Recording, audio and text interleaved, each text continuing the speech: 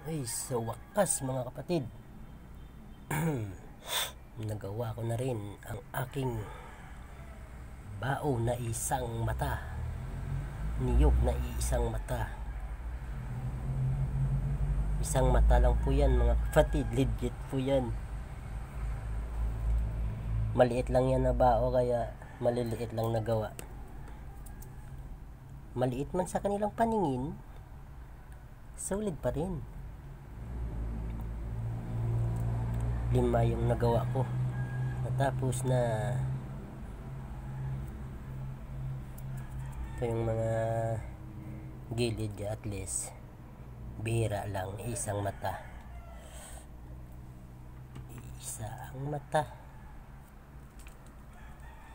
Kahit may mata, kahit isa yung mata niya at saka sa gilid niya mga kapatid, isa lang din po niyan ang lakas niyan. Isa lang din po niyang lakas nila. Yun lamang po mga kapatid. God bless.